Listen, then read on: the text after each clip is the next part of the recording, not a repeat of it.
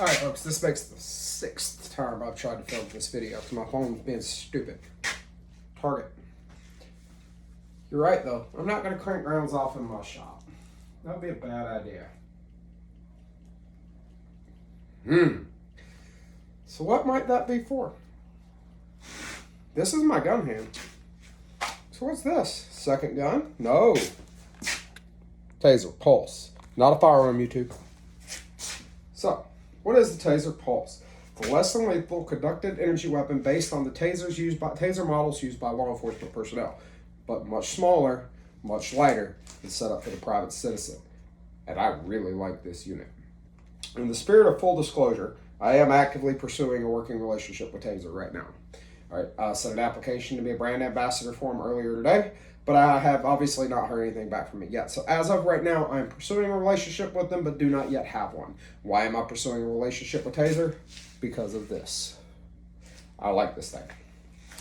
So, what is it? Single shot, conducted energy weapon capable of shooting 2 probes out to 15 feet, or drive stunning as a contact stun. It is fitted with mechanical iron sights, a red visible laser, and a weapon mounted light, as you saw there. Weapon mounted light, red laser. So, pretty slick little device. Before we go further, I have a link tree in the description. You're going to need to take a look at that if you would. All right, I'd appreciate it. All my social media is on there to include my Patreon.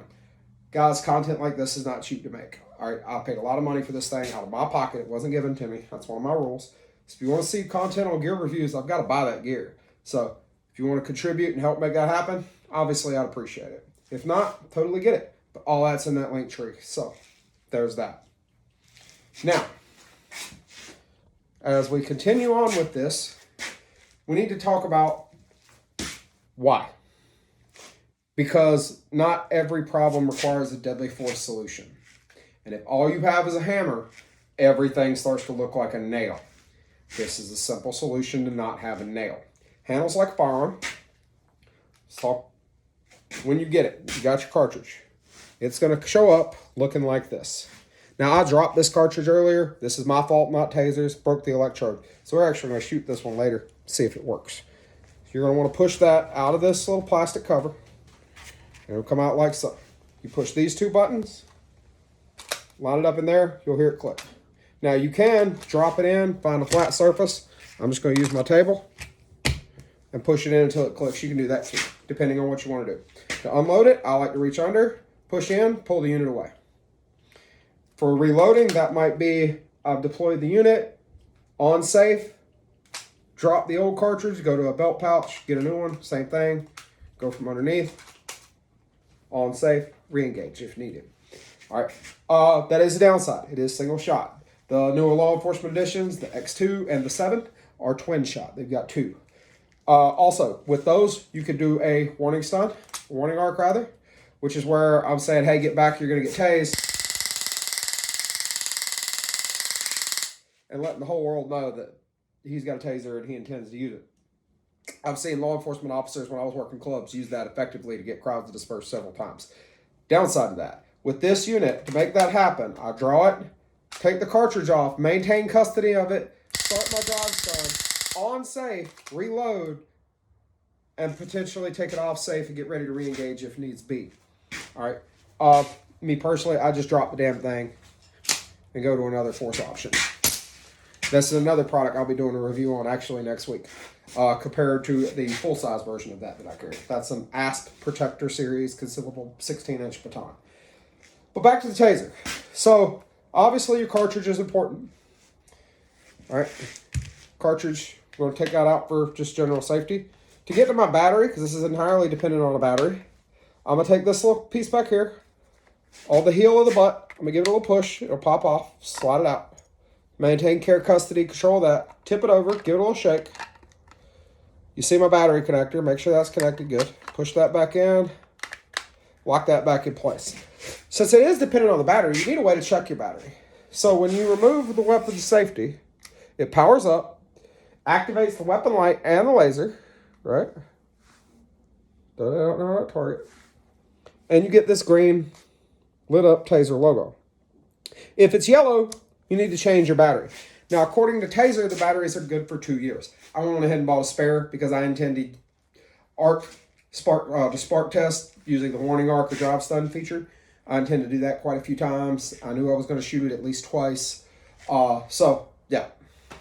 I went ahead and bought an extra battery and extra cartridges. Make sure you buy extra cartridges because just like a firearm, you have to deliver these probes accurately. Unlike a firearm, you're not firing one at a time, you're firing two, and they are not parallel. So you might want to get a few just to burn for practice purposes. All right. As far as the trigger, it's not a conventional trigger. There's no difference between when it's on safe or off. All right. And you notice that's manual safety interrupts the cycle, which is important. We'll get to that in a bit. All right. Safety is going to be placed like a Walther PPK, Beretta 92, Smith & Wesson 4506, 5906, 3959, stuff like that, Walther P22. So if you're used to those weapons, this will be second nature to you. But it's not positive. It's not a defined click. Just push it all the way up till it stops. All right, and that'll activate everything as it goes. With the cartridge, you notice it's curved. That is so your top dart is parallel with your sights, and your bottom dart shoots below it at an angle. The reason you have that is you want those probes to have some distance between them, good spread. Because the way this works is those darts take advantage of electricity, want to seek the path of least resistance. So the closer those darts are together, that's the only thing that's getting electrified, all right?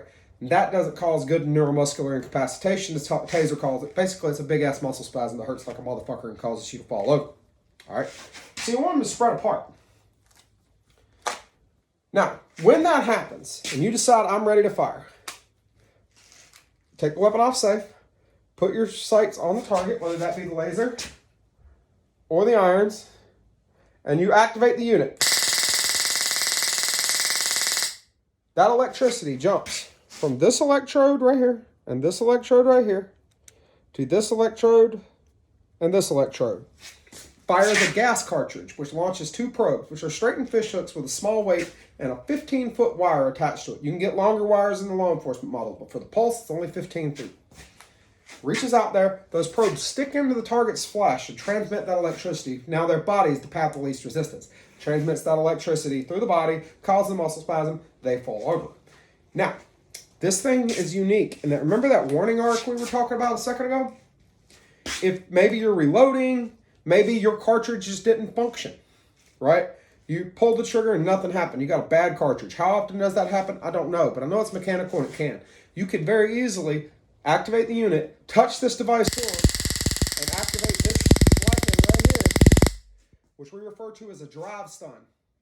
Driving them to where you want them to go. It can be used as a pain compliance tool like a normal stun gun. Taser produces those as well in the form of their Strike Light series, which if I was going to get a contact stun gun, that's the one I'd get. I trust the Taser brand a little bit more. You typically get what you pay for when it comes to self-defense tools. A $20 special made in China, don't know if I trust it. A Taser, absolutely. It's got a reputation. I'm not a big fan of contact stun guns, but if it uses the drive stun theory, Taser's got that down to a pretty good science, so I'd trust it. What else that does is, let's say I understand that Taser says and recommends that you shoot to the back of all grain because you don't want the probes to pad the heart in the middle of the circuit. That can cause all kinds of problems. So for instructional purposes only, so I stay in frame, I'm going to face the camera. Let's assume we're shooting to the chest. All right. We already established that those darts do not fly parallel to each other, and the electricity is going to take the path of least resistance. So let's say my top dart goes high, and my bottom dart hits them, like, let's say here.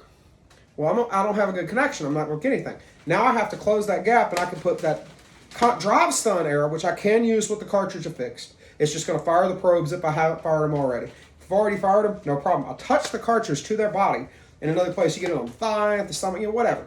You get it somewhere lower, somewhere higher, somewhere lower. You got good spread between the two contacts. And activate that device again.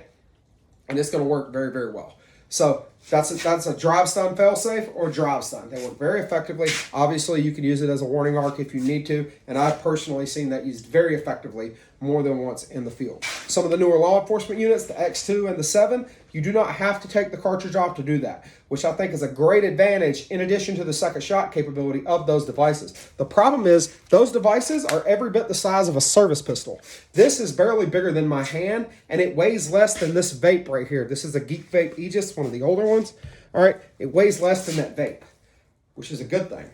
Also, when you fire it, because Taser does not want their products used maliciously, It disperses tiny paper pieces with the serial number of the device imprinted on them. They call these aphids, anti-felon ID discs. So, you want to get good probe spread.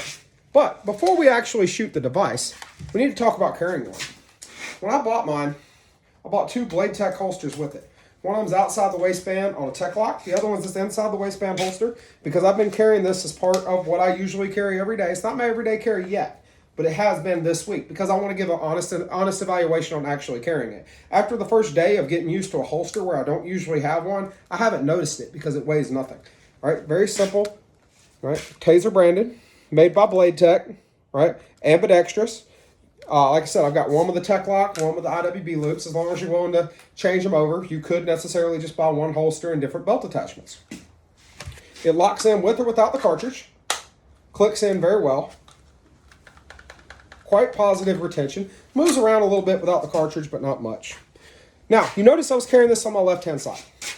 Now, I'm a firm believer that the cross-draw, like a lot of law enforcement officers carry their taser, does not work for me. Nothing against it. Most law enforcement officers are carrying their firearm along their hip. All right, I carry appendix. Let's say I'm doing executive protection work, right?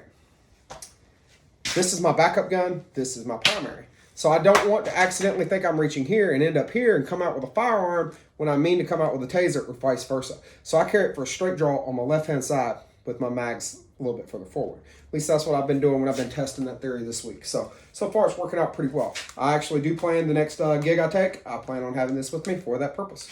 So why would I carry it for executive protection work? Understand, Taser does not intend this device for commercial uses. However, when I'm doing executive protection work, my intent is the exact same as that of a private citizen. The only difference is I'm not just wanting to get me away. I want to buy time to get my client away from the problem that has me deploying the taser. So, this is the big difference, which if you're going to use it for duty purposes, maybe because you're a security officer balling on a budget, right? I get it. I've been that guy, okay? Maybe you're a security officer that wants a taser, authorized to carry one, but you ain't got $1,000 plus to drop on an X2, a 7, or a X1, which is the old X26P, and maybe you don't want one of the refurbed X26s, which I get, all right? So you buy this at $400, all right? The way this thing works is it's meant for safe escape. I'll off-safe it, and I want you to see how long this ride is. Not holding the trigger. Notice it cycles down right there?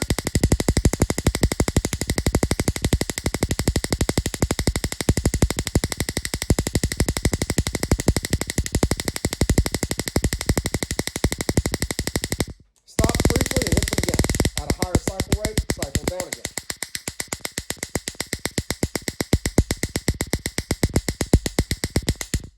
That is a 30-second ride.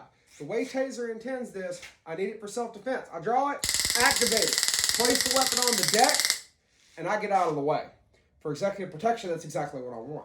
If I was doing normal security duty, when I draw this out, I need to count to 5, between 5 and 10 seconds. In my head, if not out loud, so I don't get an excessive force claim from leaving them on the ride, riding the lightning for too long. So it might be like, back up, you're going to get tased. Back up, you're going to get tased. Taser, taser, taser. 1, 1,000, 2, 1,000, 3, 1,000, 4, 1,000, 5, 1,000, 6, 1,000, 7, 1,000, 8, 1,000, 9, 1,000, 10, 1,000.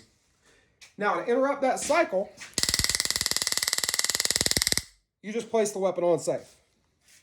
All right. If you need to reload, it is imperative that you safe that device, ride that safety lever down, and then drop your old cartridge, get your new one on, off-safe it, re-engage if you need to.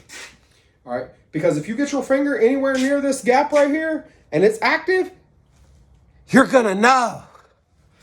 Now, tomorrow I'm going to film myself riding the lightning and actually taking a hit of probes. So, before we do that, and do the fun part, I want to show you this weapon-mounted light. Notice my taser target right there.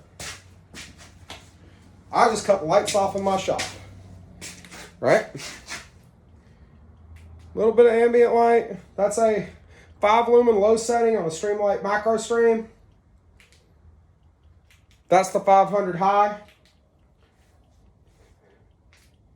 That's the weapon mounted light and laser on the Taser Pulse. I'm about 12 feet away. That's not very bright. Very easily washed out by my macro stream. Now, I don't know if you can on screen, but I can still see my laser. Okay? So,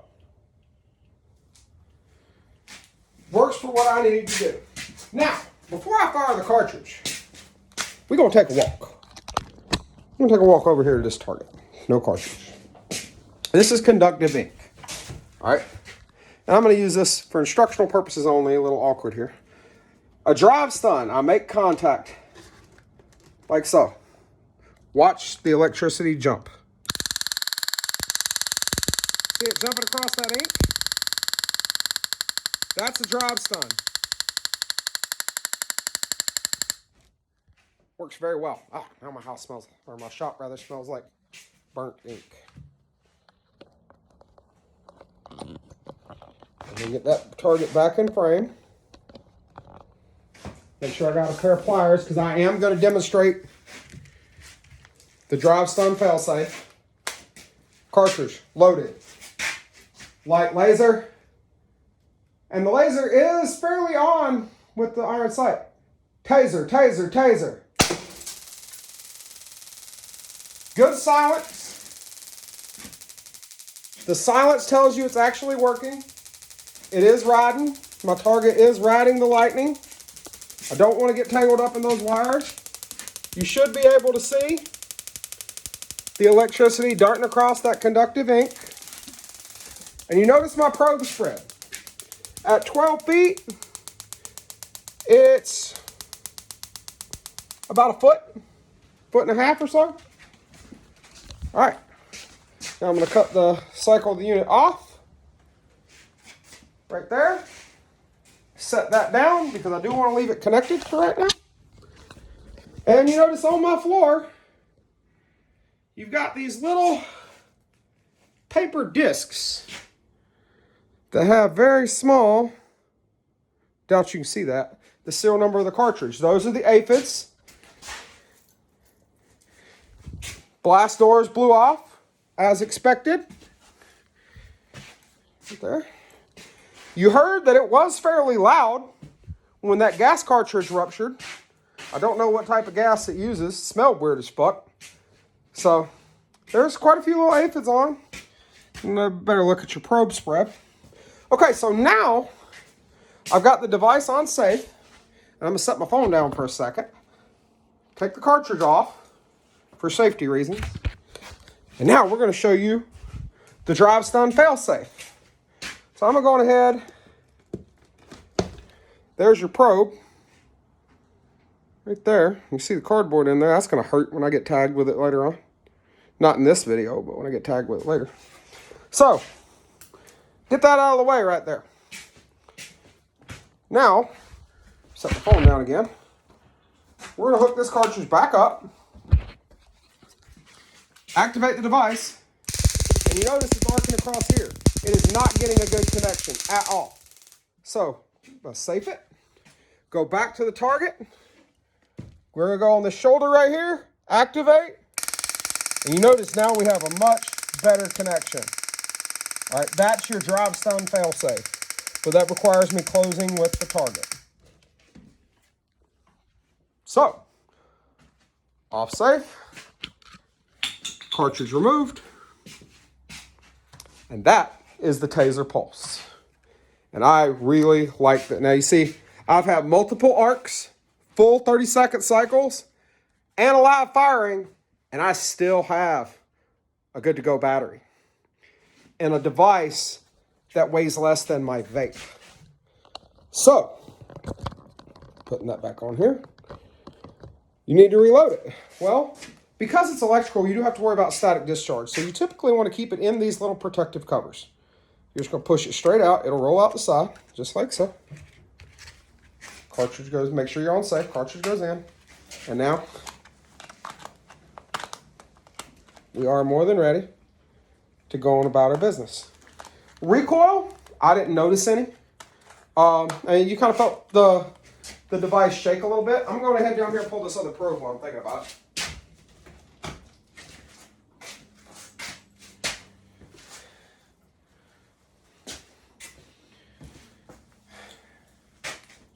All right, so here's your probes. They're fairly long. All right, got a second barb on there to get them stuck in there. If you were to deploy these, when EMS pulls them, for safety reasons, you would stick the probes into the cartridge and wrap your wires around it.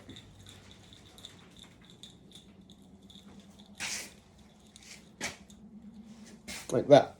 And if you still had this from where you reloaded, there's nothing saying you couldn't just pop it all back in there. There you go. Now, this part will be done by responding law enforcement. And possibly the EMTs themselves. So, what do I envision myself using this Taser Pulse for? Well, for one, I have no objection to carrying it for everyday carry. All right. Now, I landed fairly close to where I was aiming with the top probe. I mean, it wasn't perfect, but I was more concerned with the camera than it was with the device. And it's the first time I've shot the Taser Pulse, so I'm not making excuses. Let's see where I'm... Yeah, I wasn't far. I wasn't far off. About an inch and a half away. I understand it's only 12 feet, but nonetheless, I got good probe spread at that range. So, that would have definitely been an effective shot. That guy down there, that Taser conductive ink target, that person would have absolutely known that they were in a bad day and they messed with the wrong person. So I'm actually thinking about after my next gig, I'm probably going to get another one of these to give to my wife. Like, I like this thing a lot. And after that right there, I really like it. So at some point, I'm going to ride the lightning on it and I'm going to take a full 30-second cycle. And it's going to hurt. But that'll come at a later date. So for now, obviously, aside from everyday carry, in the summer, when I go for a run, I typically carry my P22 because it's the lightest handgun I own. This weighs next to nothing. And this might be a little bit more effective against a human being, meaning me harm, than my P22 is. You have to understand the environment I run in. The biggest thing I'm worried about is a snake. We got three different species of rattlesnake, coral snake, copperheads, and water moccasins. And I haven't met a water moccasin around here that wasn't in a bad mood from birth until death. So, yeah, that's mostly what I'm concerned with when I'm running. But if I do run into a ne'er-do-well, I think this would work very, very well. All right. Good device. I'm happy with it. Doesn't weigh anything. And if you're in the executive protection role and you want something to less than lethally knock down an assailant to move your client out of the way, go for it. If you're a security officer balling on a budget, as long as you understand a couple of things. Number one, if you're wearing this in uniform and you don't have it concealed, I'm not aware of a retention holster that is made for the Taser Pulse. So you're stuck with an open top, which has its own set of problems. If that's a risk you can live with, I think it's a solid device as long as your weapon retention skills are up to par for carrying a ranged, less than lethal tool, or any weapon really, in an open top, non-retention holster. As long as your skills in weapon retention are up to par, I have no objection to that. But you do need to train constantly as to tracking that 5 to 10 seconds and knocking that manual safety off by going ahead and knocking it back on the safe to disengage it. That way you don't get an excessive force complaint. Other than that, I see it working well for a uniformed security officer. Executive protection agent, I see it working very, very well. Private citizen, absolutely. As long as it's legal to carry in your jurisdiction, I think this is well worth the money, well worth the investment, and that is why I'm pursuing a relationship with Taser. This product right here has me sold. I like the Taser Pulse. If you want one, I don't have a discount code I can give you yet, and hopefully I will in the near future. But right now, Taser Pulse sells for about $400. I paid right at $500 for mine, but I also got it with 2 holsters, 6 cartridges, and an extra battery. So I bought more than just the Taser. But there again, I also knew I was going to use at least 2 cartridges within the first week I had it. That gives me 1 in the unit and 3 spare. And I have an extra battery as well because I knew I was going to go through quite a bit of power on it. So if you're interested in Taser Pulse, look Taser up. They will absolutely hook you up with one. They're in the business of selling these things, so they would very much be pleased with you deciding to click on the link. I can't put a link because YouTube won't allow it. Look up Taser, look up the Taser Pulse, and I think it will work very well. If you don't want to carry one that looks like a firearm and you're okay with something being considerably larger in size, look at the Taser Bolt 2, which after this right here, And because where my wife works, she can't carry a firearm without running into some issues if it gets spotted. I think the Taser Bolt would be a better choice for her because it doesn't look like a firearm. She closes at night, and as a result, she's out after dark. It looks like a flashlight. No harm, no foul. But other than that, the electronic capabilities, the cartridge, all that is identical to this Taser Pulse. It's just not shaped like a handgun. I think it might be a little bit heavier, but I don't know for sure. Check Taser's website to find out about that. Taser also does their Strike Light, which is a flashlight with a contact stun gun built in it. They're not as bright as some of the other flashlights on the market, but they're not meant to be. They're primarily meant to be an electronic discharge weapon, much like this right here. It's just contact only. As far as other weapons that I see filling a similar role, something like the Pepper Ball Lifeline. But that's not going to sit there and knock somebody down. That's just going to put an irritant on them. All right? Nothing except those have this kind of range. Nothing. I don't know too many bits of pepper spray that would be that effective at 12 feet. Can it be? Sure. The difference is pepper spray sometimes takes a little bit before people get a reaction out of it. This right here does not. I've been tased with other devices, M26 and an X26. It's not fun. I noticed I got tased immediately. Pepper spray, it takes me about a half a second to a second and a half before it starts to take effect. That might vary for you, but do you know how quick the average person can clear 21 feet, let alone 12 like I just demonstrated here? 21 feet's a second and a half. Look up, Sergeant Den Tuller. I think his name was Dennis. Pretty sure it was Dennis Tuller. Anyway, lost the Tuller drill. All right, the 21-foot rule. The law enforcement draw your handgun, fire 2 shots in a second and a half from your holster comes from the Tuller drill. All right, the average person can clear 21 feet in a second and a half. So if it takes about a second for me to notice pepper spray, can I clear half of that distance in a second? Absolutely. 3/4 of a second on average at this point, right? So you have to think about this. Am I saying pepper spray is bad? No. I've used OC spray a lot. It works. I carry OC spray in the form of an ASP Street Defender. All right. I have nothing against OC spray. What I am saying is I think this is a little bit more positive at distance. I also think it's going to get a little bit more immediate of a reaction that you won't see with pepper spray. And that is what makes it worth the money and the little bit of bulk that I'm getting here at 9 o'clock from it. Again, if you're going to carry this and a firearm, I strongly recommend a straight draw on the opposite side of the body. If you're wearing in a shoulder holster, I don't know what to tell you. All right. If you carry your handgun cross draw, I don't know what to tell you. All right. If you carry your handgun appendix, back here on the side. If you carry your regular handgun on the side, I'm cool with the front cross draw, but make sure you have to cross that center line to get it. What I want is at least 90 degrees between them. That way there's no chance of a mix-up. Do not carry on the small of your back. All right. That's a back injury waiting to happen. Don't do that. All right. Plus, when you bend over to pick something up, it'll flop out, and the only one on the planet who won't know you're not concealed anymore is you. So, is it worth the money? Is it worth the bulk? In my opinion, which is never humble and always 100% right in my own mind, yeah, it absolutely is. Would I recommend this to a friend? Already did. More than once since I've got it. The Taser Pulse. You can get them about $400. Cartridges, they're kind of expensive. I think they're like $60 or so for 2. I don't remember exactly what I paid for them. I was only really looking at the total, just truth be told.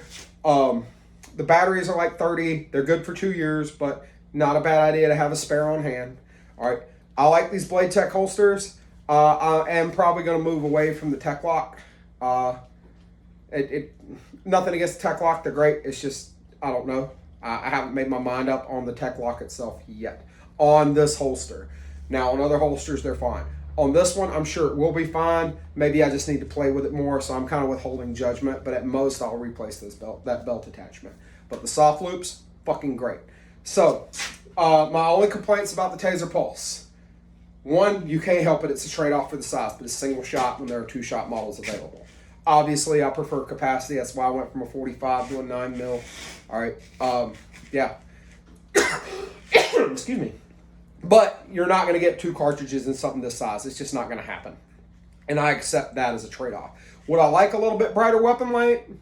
Yeah, I would, but this one's perfectly serviceable for the ranges this device can be used out to. I would like a more positive manual safety. I would like a little bit of a detent right there that gives it a good stop on either end. That would go a long way for me. Other than that, about the only thing I would change, and this is just me, about the only thing I would change is I might get a little bit more aggressive with this grip stippling, just because it feels a little slick. Now, I haven't messed with this with my hands wet, sweaty, bloody, anything like that. I don't know how well it would stay in my hand with there. But then again, it's a single shot. It's not a handgun where I have to control recoil and firing multiple shot strings. How big of a deal is that? I don't know. That's just something that I could see bothering certain people. And I'm not going to lie, carrying it against my skin, it's not really that big of a deal. But a little bit tackier stippling wouldn't be a bad thing either. So that's just me. All right. If you have any questions about the Taser Pulse, feel free to spout it in the comments, shoot me a DM. I would very much appreciate you following me on all my other social media. And I would really appreciate it if you subscribe to my Patreon. But again, 100% understand and get it if you can. So that's Kenny Smith with Total Force Holding. The Taser Pulse device, fucking awesome. If I may quote Such 00, because I watch a lot of his stuff, thumbs way up. But yeah, this is a great device, well worth the money. And if you can get one and you're thinking about it, I'm telling you it's worth the money. I spent my hard-earned money on it. I have no problem telling my friends to do the same thing, and I don't even make anything off of them right now. So in the future, I might, but as of right now, I don't. So if you want one, get one. They're great devices, and obviously 12 feet, they'll stick pretty deep in that cardboard. So they'll stick pretty deep in the person. Now, y'all have a good night. Stay safe, stay dangerous, stay in the fight.